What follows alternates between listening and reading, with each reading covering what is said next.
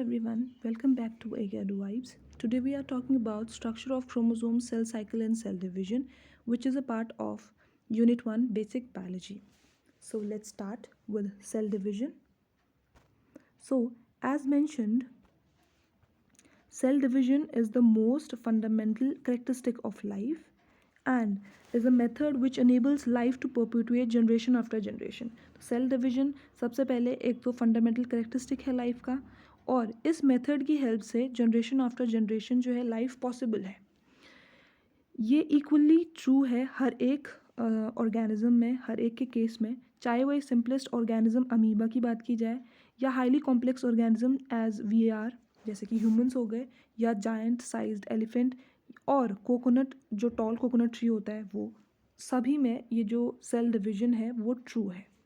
Most conspicuous events की अगर हम बात की जाए जो कि सेल डिवीजन के अंदर जो भी इवेंट्स हम देखते हैं सेल डिवीजन के अंदर सारे के सारे रिलेटेड हैं क्रोमोसोम से.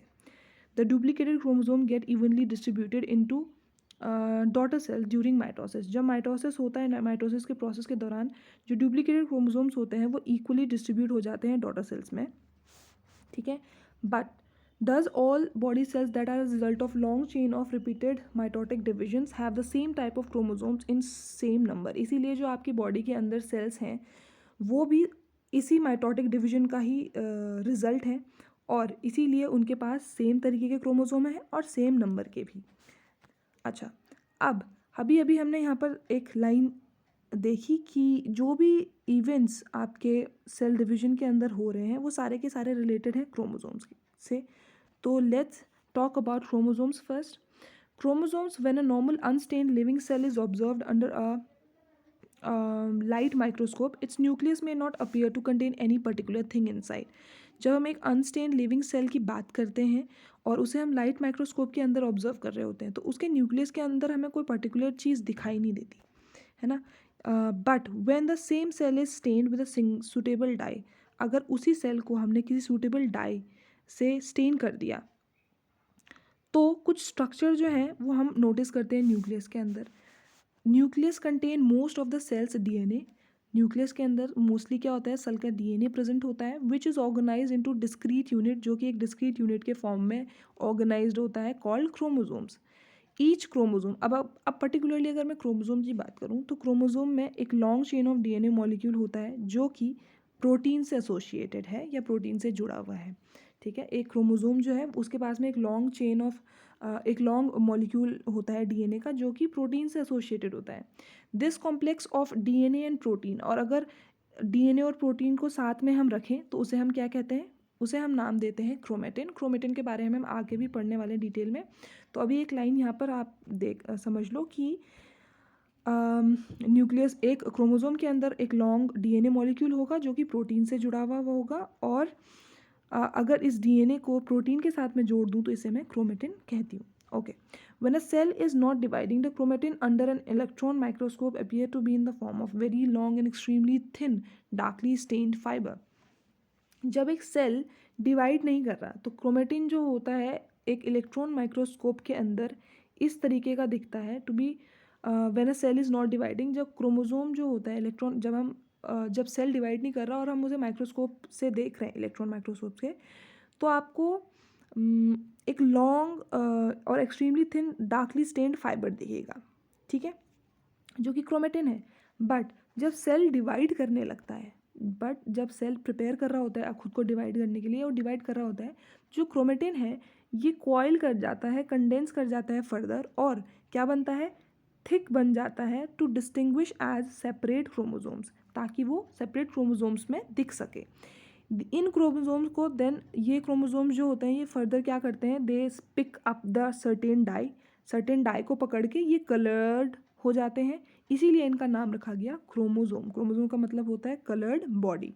ठीक है, क्या होता है जब हमें क्रोमेटिन को अंडर इलेक्ट्रॉन माइक्रोस्कोप देख रहे हैं, जब वो एक रेस्टिंग स्टेज में है, वो डिवाइड नहीं कर रहा, तो हमें एक long extremely thin dark stain fibre दिखता है. बट जब सेल क्या करता है, डिवाइड करने के लिए खुद को प्रिपेयर कर रहा होता है या सेल डिवाइड कर रहा होता है जब, तो क्रोमेटिन क्या करता है, खुद को क्रोमेटिन जो फाइबर होता है वो कॉइल करने लगता है, कंडेंस करने लगता है फर्दर, इवेंचुअली थिक हो जाता है.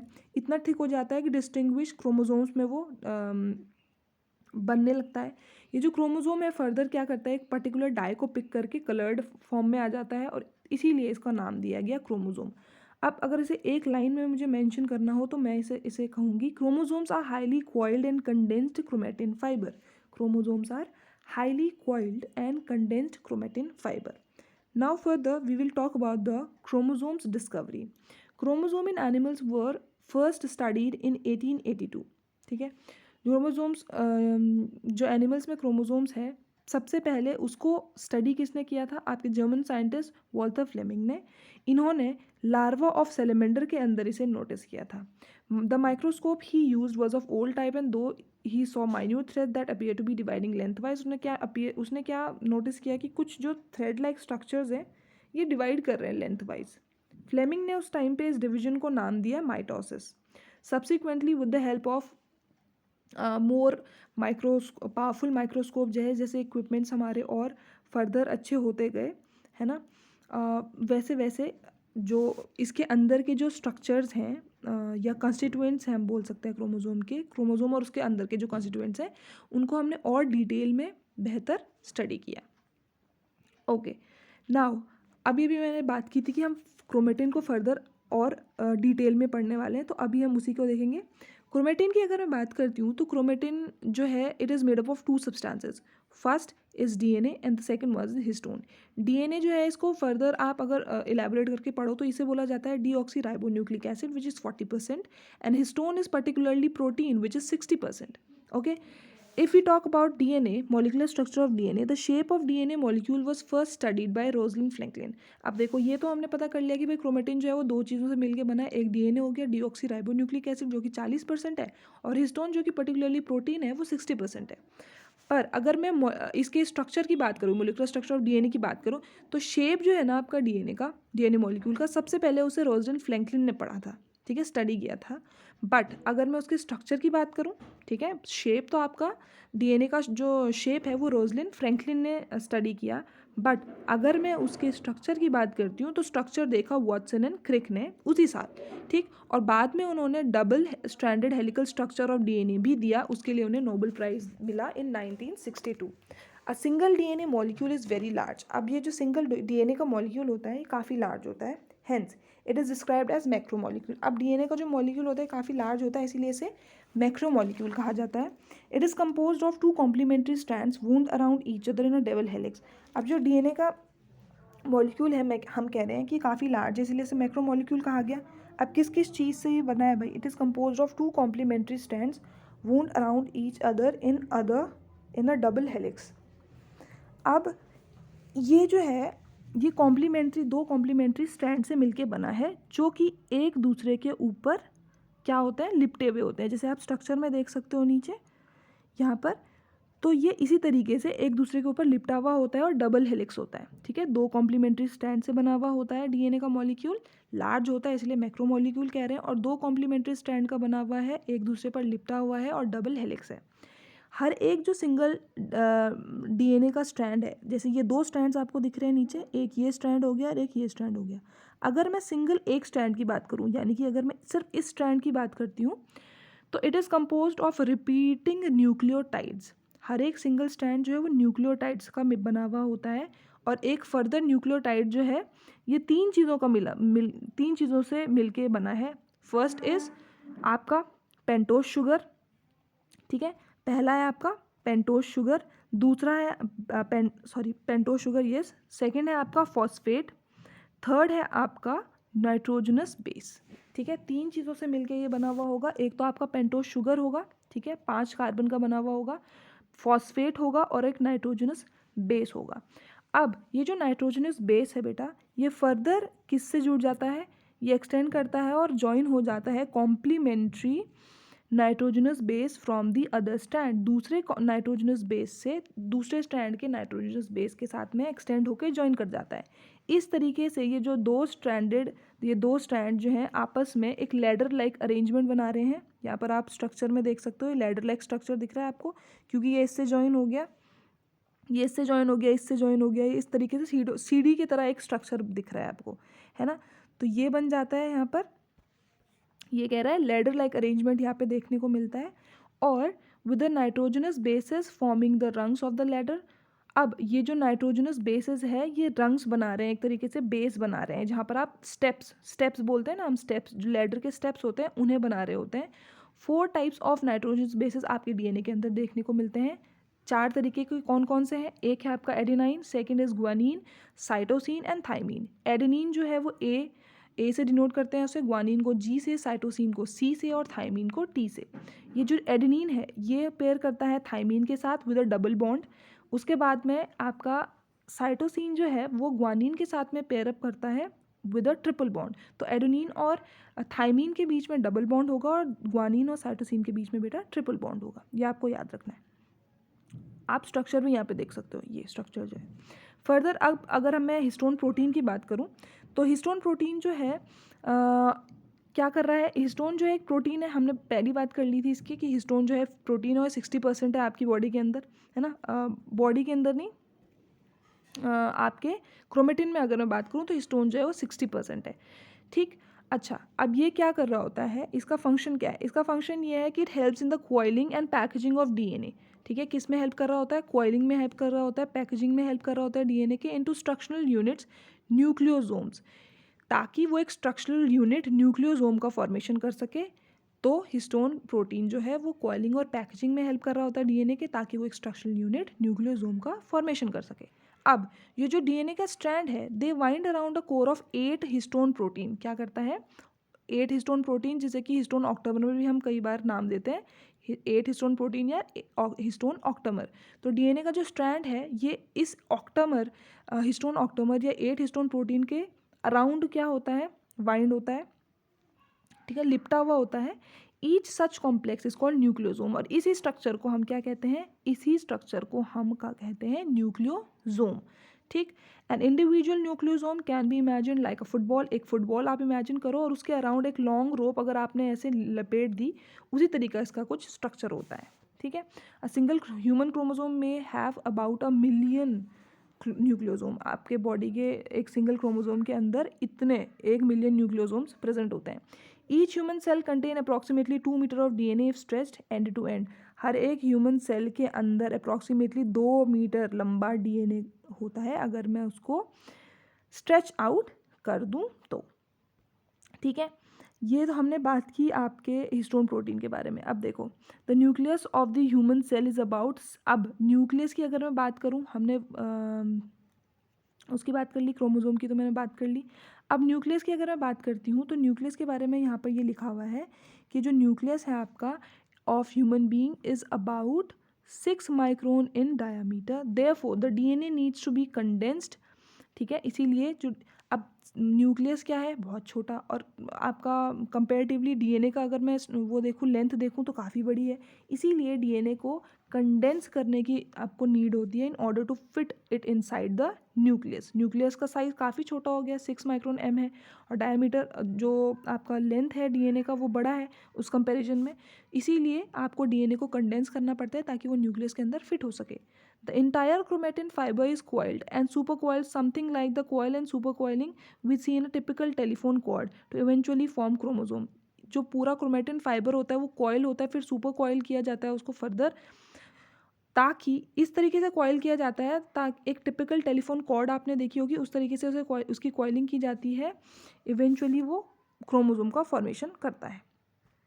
ओके, फिगर आप 2.5 में देख सकते हो, यहाँ पर हाईली डायग्रामेटिक रिप्रेजेंटेशन दे रखा है of the sequential condensation of DNA strand into chromatin fibre and eventually to the chromatin, ठीक है।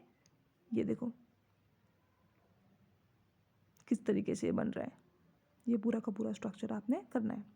ये देखो, ये डीएनए दिख रहा है आपको, ये न्यूक्लियोसोम्स इसमें दिख रहे हैं, क्रोमेटिन फाइबर, देन क्रोमोसोम्स किस तरीके से दिखेगा, ये सारा का सारा स्ट्रक्चर यहाँ पे गिवन है। Okay, now we will talk about the structure of chromosomes. अब अगर हम स्ट्रक्चर ऑफ क्रोमोसोम्स की बात करें तो each chromosome in its condensed form as visible during the start of the cell division consist of 2 sister chromatid joint at some point along the length. This point of attachment is called centromere. अब हर एक chromosome जो है इन its condensed form, ठीक है, उसके condensed form में अगर हम उसकी बात करें क्रोमोसोम की, as visible during the start of cell division, कब की बात करें? जब सेल डिवीजन शुरू ही हुआ है उस टाइम पे जो क्रोमोसोम होता है अपने कंडेंस फॉर्म में होता है, इट कंसिस्ट ऑफ टू, इस टाइम पे उसके पास क्या होता है, उसके पास प्रेजेंट होते हैं two sister chromatids, consist of two sister chromatids joined at some point along the length, joined at some point along the length, this point of attachment। और क्या होता है, वो दो सिस्टर क्रोमैटिड जो होते हैं एक पॉइंट पर अटैच्ड होते हैं, इस पॉइंट को कहा जाता है सेंट्रोमियर। क्या कहा जाता है इस पॉइंट को, इस पॉइंट को कहा जाता है centromere.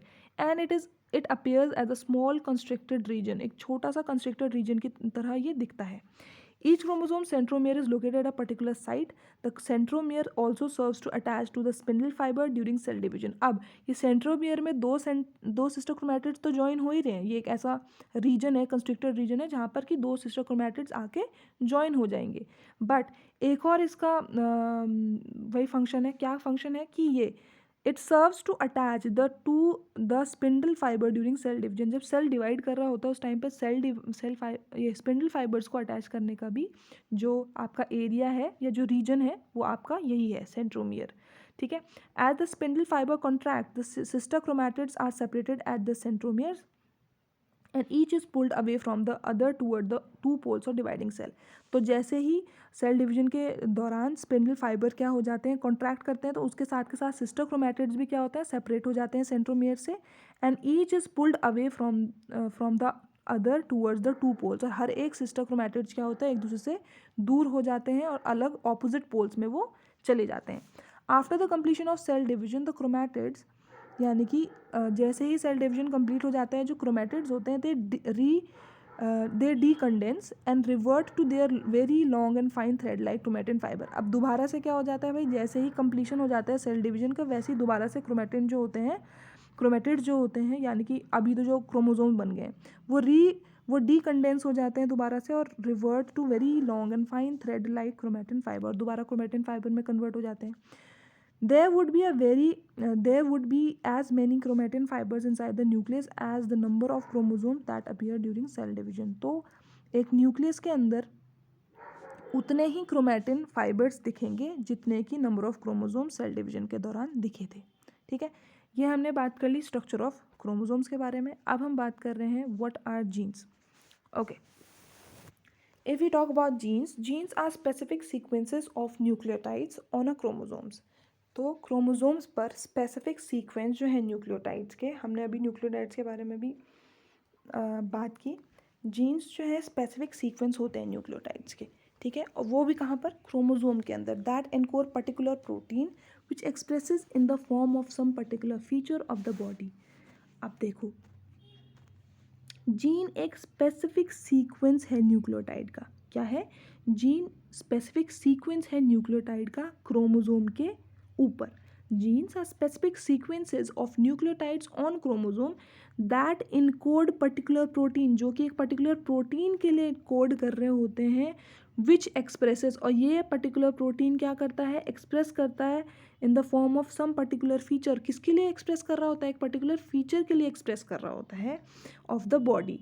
They are the unit of heredity, ये हेरिडिटी के यूनिट कहे जाते हैं। Which are transferred from parent to offspring and are responsible for some specific characteristic of the offspring, जो कि आपके पेरेंट से ऑफस्प्रिंग में जाते हैं, यानी कि पेरेंट से आप में आए होंगे, और कुछ स्पेसिफिक कैरेक्टरिस्टिक होगा जो आपका पेरेंट का आप में आया होगा, वो इसी जीन के वजह से आप में आता है। ठीक है, एक और बार हम इसको देख लेंगे, बहुत इंपॉर्टेंट है ये। जीन जो एक स्पेसिफिक सीक्वेंस है न्यूक्लियोटाइड का, जो कि क्रोमोसोम के ऊपर होता है, ये इनकोड करता है एक पर्टिकुलर प्रोटीन जो कि एक्सप्रेस करता है in the form of some particular feature of the body, and they are the unit of heredity. Okay, this was gene. Now अब हम बात करने वाले हैं कि एक नए सेल की नीड क्यों है हमें। ठीक है, new cell needs to be produced. अब नए सेल बनाने तो पड़ते हैं हमारी बॉडी के अंदर, पर क्यों बनाने पड़ते हैं, उनकी नीड क्या है हमारी बॉडी में। तो new cells need to be produced in our body for first is growth, then second is replacement, third is repair and fourth is reproduction. Now अब ये तो हमने शॉर्ट में देख लिया कि भाई अगर नए सेल्स की ज़रूरत है तो ग्रोथ के लिए ज़रूरत है, रिप्लेसमेंट के लिए ज़रूरत है, रिपेयर के लिए ज़रूरत है और रिप्रोडक्शन के लिए ज़रूरत है। पर क्वेश्चन अराइजेज, अब इनको फर्दर थोड़ा सा डिस्क्राइब कर लेंगे, ब्रीफ में ही देखेंगे पर इसको देख लेते हैं। ग्रोथ के लिए किस तरीके से इंपॉर्टेंट है भाई? For most organism including plants and animals begin the life as a single cell की तरह पे शुरू करते हैं अपनी लाइफ, है ना, दोनों ही प्लांट्स और एनिमल्स, यानी कि फर्टिलाइज एग जो होता है।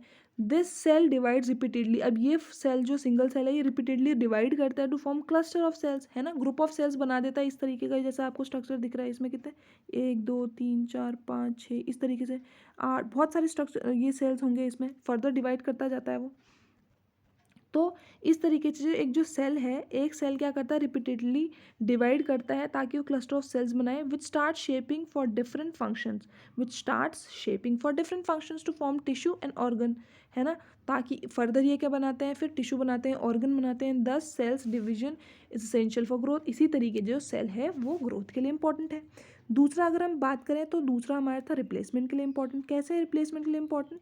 There is always a wear and tear of cells during the normal body functioning, जब भी हमारी बॉडी फंक्शनिंग में कई बार क्या होता है, wear and tear of cells हो जाता है ना, कुछ टूट जाते हैं सेल्स, खराब हो जाते हैं। तो for example 2 million red blood cells हैं हमारी बॉडी के अंदर, आर डिस्ट्रॉयड एवरी सेकेंड, है ना, 2 मिलियन रेड ब्लड सेल्स जो है हमारी बॉडी में हर एक सेकेंड में डिस्ट्रॉय होते हैं।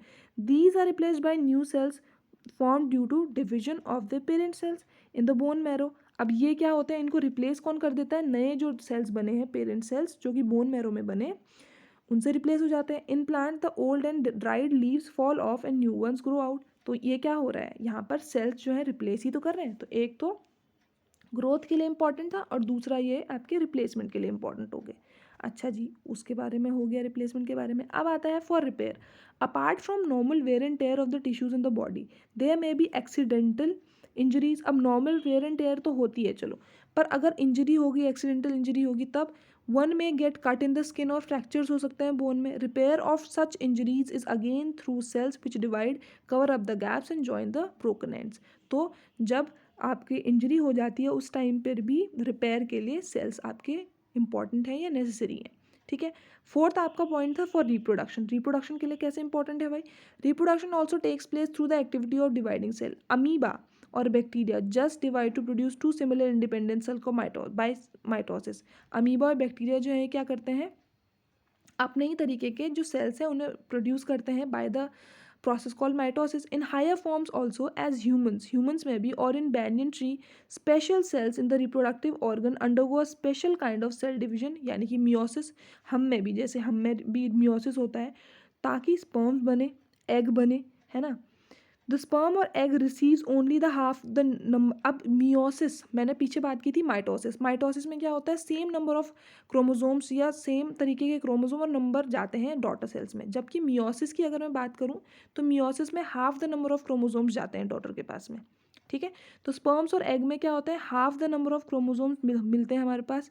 पेरेंट्स में डबल थे और हमारे को हाफ मिलते हैं। दैट इज ओनली, अगर पेरेंट में दो होंगे तो हमारे को एक क्रोमोसोम मिलेगा, एक क्रोमोसोम मिलेगा हर एक पेरेंट से। This reduction in chromosome number is very significant. Look at the following example in the. अब जब ये दोनों स्पर्म और एग जुड़ते हैं, जाइगोट बनाते हैं, तब हमारे पास में, सपोज इसके पास में एन है, इसके पास में एन था, ठीक है, इस स्पर्म के पास में भी एन है और इस उसके पास में भी एन है। जब ये दोनों जुड़ जाएंगे तभी तो ये 2n बनाएंगे। हमारे पास में जो बेबी बन जाता है, यहाँ से एन आया, यहाँ से भी एन आया, दोनों जुड़ गए, तो तभी तो हमारे पास में जो बेबी होगा उसके पास 2n बनेंगे, है ना। तो इस तरीके से जो रिप्रोडक्शन के लिए भी सेल्स जो हैं वो इम्पॉर्टेंट होते हैं। ये तो हमने बात कर ली कि आपके जो भाई सेल है वो नीडेड क्यों है, ज़रूरी क्यों है, वो हमने बात कर ली। अब हम बात कर रहे हैं सेल साइकिल के बारे में। Cell cycle, divide, grow and redivide.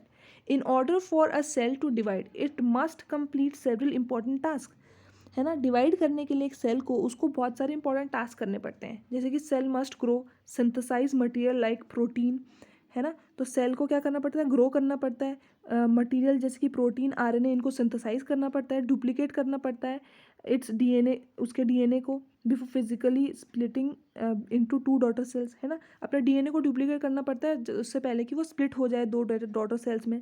Sales perform these task in organise predictable series of events which is called cell cycle. और सेल जो है ये सारे के सारे टास्क जो है organise predictable series of events में करती है, जिसे कि कहा जाता है सेल साइकिल, है ना। तो सेल को क्या करना होता है, for a cell to divide उसको बहुत सारे टास्क करने पड़ते हैं, उसे ग्रो करना पड़ता है, उसे अलग अलग प्रोटीन्स आरएनए सिंथेसाइज करने पड़ते हैं, डीएनए को डुप्लीकेट करना पड़ता है उससे, जिससे पहले कि वो फिजिकली स्प्लिट हो जाए डॉटर सेल्स में। इन टास्क को ऑर्गेनाइज और प्रिडिक्टेबल सीरीज में ऑफ इवेंट्स में करती है, जिसे कि कहा जाता है सेल डिवीजन। ओके ओके जी। सबसे पहले तो उसे सेल साइकिल, जो सेल साइकिल बोलते हैं इस पूरे प्रोसेस को। अच्छा, किस तरीके से करती है वो इस पूरे डिवीजन को। Cell cycle is a series of events that takes place in a cell. तो जो सेल साइकिल है, एक सीरीज ऑफ इवेंट्स है that take place in a cell leading to the duplication of DNA and the subsequent division of cell to produce two daughter cells। ये जो cell cycle एक series of events है जो कि एक cell के अंदर होता है, जिससे क्या होता है, डुप्लीकेशन होता है डीएनए का and subsequent division of cell to produce two daughter cells. ठीक है, इससे क्या होता है, डीएनए का डुप्लीकेशन भी होता है और सब्सिक्वेंटली डिवीजन होता है सेल का, ताकि वो डॉटर सेल्स दो डॉटर सेल्स बना सके। Cell cycle consist of two phases, दो फेजेस होते हैं सेल साइकिल के अंदर। पहला होता है नॉन डिवाइडिंग फेज, जिसे कि इंटरफेज बोलते हैं, रेस्टिंग फेज इसे बोलते हैं हम। ठीक है, और दूसरा होता है डिवाइडिंग फेज, जिसे एम फेज या सिंपली माइटोसिस हम कहते हैं। ठीक है, माइटोसिस मियोसिस दोनों ही होते हैं इसके अंदर, बट दो फेजेस सेल साइकिल के अंदर हम देख रहे होते हैं। एक फेज जो हुआ उसे हम कह रहे होते हैं आपका interphase, non dividing phase interphase, resting phase बोलते हैं। डिवाइडिंग फेज जो होता है उसे एम फेज बोलते हैं, सिंपली माइटोसिस बोल रहे होते हैं। ठीक है जी, ये तो हो गया, ये तो नॉर्मली हमने देख लिया। अब फर्दर जो भी इसके अंदर है इसको हम देख लेते हैं एक बार। इंटरफेस क्या हुआ, इंटरफेस के अंदर होता क्या क्या है, फॉर्मेशन ऑफ न्यू डीएनए, सारी की सारी चीज़ें हम देख लेते हैं एक बार। ठीक है, इंटरफेस की बात करें अगर, पहला फेज जो है आपका रेस्टिंग फेज जो है, उसके बारे में अगर मैं बात करूँ तो the two daughter cells produce from a mother cells are relatively small, है ना। तो जो दो आपके डॉटर सेल्स होते हैं produce from a mother cell relatively small. जो दो डॉटर सेल्स होते हैं आपके, जो कि मदर से निकले हैं, दो डॉटर सेल्स रिलेटिवली जो आपके मदर सेल से निकले हैं, वो रिलेटिवली स्मॉल होते हैं with full sized nucleus but relatively little cytoplasm, जिनके पास में कि फुल साइज का न्यूक्लियस होता है और रिलेटिवली लिटिल साइटोप्लाज्म होता है ना। जो दो डॉटर सेल्स आपके मदर से निकले हैं, रिलेटिवली स्मॉल होते हैं, उनके पास में न्यूक्लियस फुल साइज का होता है बट साइटोप्लाज्म बहुत कम होता है। These cells are said to be in interface. इज इन सेल्स को कहा जाता है, ये सेल अभी क्या है, इंटरफेस में है। During this phase they prepare for the next side cell division and grow to the same size as their mother cell. अब ड्यूरिंग दिस फेज, इस फेज में क्या कर रहे हैं, इस सेल, अभी वो सेल जो है जब उनका न्यूक्लियस फुल साइज में है, रिलेटिवली उनके पास साइटोप्लाज्म कम है, इंटरफेस में है, इस फेज में वो अपने आप को प्रिपेयर कर रहे होते हैं सेल डिवीजन के लिए, नेक्स्ट सेल डिवीजन के लिए, and grow to same size as their mother cell. अपने आप को प्रिपेयर कर रहे हैं सेल डिवीजन के लिए, इसलिए भी कि वो अपनी माँ का जो मतलब मदर सेल जो है उसके तरह वो सेम साइज के हो सके, उतनी ही ग्रोथ उनकी हो सके। Since no change in chromosome is visible externally during the interface, formerly it was called resting phase. क्योंकि कोई भी चेंज आपका क्रोमोसोम में नहीं दिखाई देता एक्सटर्नली इंटरफेस के दौरान, इसीलिए इसे रेस्टिंग फेज कहा जाता है सेल का। But in reality it is not true as the cell is quite active during interface. But ये रिलेटिवली अगर मैं देखूँ तो ट्रू नहीं है, as the cell is quite active during interface. But अगर हम देखें तो ये ट्रू नहीं होता, क्योंकि सेल जो है क्वाइट एक्टिव होता है इंटरफेस के दौरान भी वो काफ़ी एक्टिव होता है इन सिंथेसाइजिंग मोर डीएनए। उस टाइम पे वो डीएनए को सिंथेसाइज कर रहा होता है। ठीक है, अपने इंटरफेस में क्या कर रहा होता है, अपने डीएनए को सिंथेसाइज कर रहा होता है यहाँ पर। ओके, नाउ अब हम बात कर रहे हो the interface itself has three phase. अब इंटरफेस के बाद में खुद ही भाई तीन फेजेस हैं। फर्स्ट है आपका ग्रोथ फेज, फिर है आपका सिंथेसिस फेज, फिर है आपका second growth phase. First growth phase जो है वो G1 है, सिंथेसिस फेज जो है S है, सेकंड ग्रोथ फेज G2 है। ठीक है, तो फर्स्ट ग्रोथ फेज की अगर मैं बात करती हूँ तो RNA and protein are synthesized. हमने बात की कि भाई इंटरफेस में डीएनए सिंथेसाइज कर रहा होता है आपका सेल। अच्छा जी, और क्या क्या है यहाँ पर ये बोल रहा है कि जो आरएनए है और जो प्रोटीन है they are synthesized and the volume of cytoplasm increases. First growth phase के अंदर यानी कि जीवन के अंदर आरएनए और प्रोटीन जो है वो सिंथेसाइज होता है और साइटोप्लाज्म जो है वो इंक्रीज हो जाता है। ठीक है, आरएनए और आपका प्रोटीन जो है वो फर्स्ट ग्रोथ फेज यानी कि G1 में सिंथेसाइज हो रहा होता है और सारा का सारा जो साइटोप्लाज्म का वॉल्यूम है वो इंक्रीज हो रहा होता है। माइटोकॉन्ड्रिया जो होता है and chloroplast divide, these two organelles have their own DNA. Mitochondria और जो क्लोरोप्लास्ट होता है, they divide, these two organelle have their own DNA. ठीक है, उनके पास में खुद का डीएनए होता है। तो ये जो दोनों के दोनों सेल्स होते हैं ये क्या करते हैं, अपने डिवाइड करते हैं। ठीक, इन लेट G1 फेज, ठीक है, लेट G1 फेज में all the cell must follow one of the two parts, they may either withdraw from the cell cycle and the resting phase. या तो दो चॉइसेस होते हैं सेल के पास में जो G1 फेज में है, या तो वो रेस्टिंग फेज में ही रहें, ठीक है, या they start preparing for the next division bye entering the next synthesis phase. या तो वो इसी फेज में रहें, ठीक है, रेस्टिंग फेज में ही आर, या वो स्टार्ट कर दें preparation for the next division और एंटर कर जाएं नेक्स्ट फेज में जो कि है सिंथेसिस फेज, एस फेज में। ठीक, अच्छा, अब जो सेल सिंथेसिस फेज में चले गए, जैसे सिंथेसिस फेज एस, यहाँ पर क्या होता है, ज़्यादा DNA is synthesize, the chromosomes are duplicated. यहाँ पर डीएनए जो है, more DNA synthesize, more DNA यहाँ पर सिंथेसाइज होता है, क्रोमोसोम जो होते हैं वो डुप्लीकेट होते हैं। थर्ड, अगर हम सेकेंड ग्रोथ फेज G2 की बात करें, this is a shorter growth phase. ठीक है, first growth phase synthesis phase से शॉर्टर होता है, in which DNA, RNA and protein necessary for cell division continue to be synthesize. जैसे हमने G1 में देखा था ग्रोथ फेज 1 में कि आरएनए और प्रोटीन सिंथेसाइज हो रहा था, वैसे ही यहाँ पर भी आरएनए और प्रोटीन जो कि सेल डिवीजन के लिए नेसेसरी है वो बनता जाता है। Now the cell is ready to undergo cell division and enter the dividing phase of cell cycle. अब जो है सेल जो है रेडी है सेल डिवीजन में जाने के लिए। Now the cell is ready to undergo cell division and enter the dividing, now the cell is ready to undergo cell division. अब वो पूरी तरीके से रेडी है कि वो सेल डिवीजन में जाएगा and enter the dividing phase of the cell cycle. Dividing phase यानी कि जो एम फेज हम बोल रहे थे फर्दर आगे, उसमें जाने के लिए वो बिल्कुल तैयार है, एंटर कर जाता है। After the dividing phase gets completed, the newly formed daughter cell enter into interface again. जैसे ही डिवाइडिंग सेल कंप्लीट हो जाती है, न्यूली फॉर्म जो डॉटर सेल्स होती हैं अगेन इंटरफेस में एंटर करती हैं, and this way the cell cycle goes on. इसी तरीके से जो सेल साइकिल है वो चलती जाती है। ठीक है, ये तो हुआ आपका फर्स्ट जो फेज है इंटरफेस, उसका नॉन डिवाइडिंग फेज का हमने पूरे पार्ट्स देख लिया कि G1 होता है, देन S होता है, देन G2 होता है, ये हमने देख लिया। अब हम देख रहे हैं फॉर्मेशन ऑफ न्यू डीएनए, किस तरीके से जो है नया डीएनए बन रहा होता है। Okay, so during the S phase of the interface, each DNA molecule duplicates in readiness for its equitable distribution in the two daughter cell during mitosis.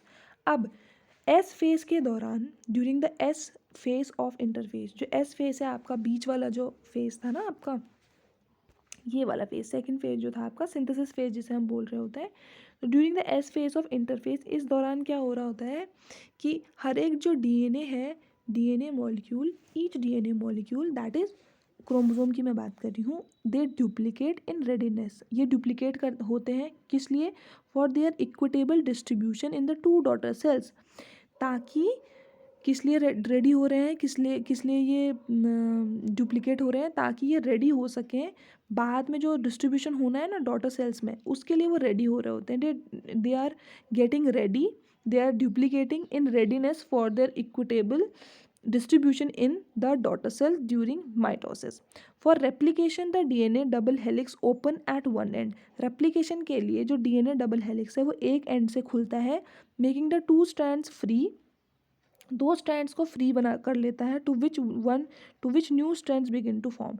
इससे क्या होता है कि एक दूसरे स्ट्रैंड से नया स्ट्रैंड बनना शुरू हो जाता है। देखो यहाँ पर देखो, ओल्ड स्ट्रैंड है, ये ओल्ड स्ट्रैंड है, यहाँ से ये नए स्ट्रैंड्स बनना, ये वाला नया स्ट्रैंड है, ये वाला नया स्ट्रैंड है इसमें। ठीक है, जबकि ये वाला जो स्ट्रैंड था ये ओल्ड था, और इसमें ये वाला जो स्ट्रैंड था ये ओल्ड था। ये जो नए हैं, ये नए जो मैंने आपको बताया अभी, येलो वाले नए स्ट्रैंड बने और ये जो रेड वाला है वो ऑलरेडी ओल्ड स्ट्रैंड था। ठीक है, and the process continue in a sequence for the whole length of the DNA, और होल लेंथ के लिए इसी तरीके से ये सीक्वेंस चलता जाता है।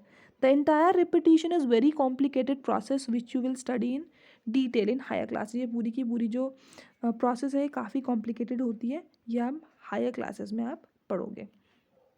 इस वीडियो में हम इतना ही करेंगे, बाकी जो भी प्रोसेसेस हैं, जो भी फर्दर इस चैप्टर के अंदर है वो हम नेक्स्ट वीडियो में कवर अप करने की कोशिश करेंगे। आई होप आपको ये वीडियो हेल्पफुल लगी होगी। तो ऐसी वीडियोस को देखने के लिए follow and keep watching AK Edu Vibes। Thanks for watching.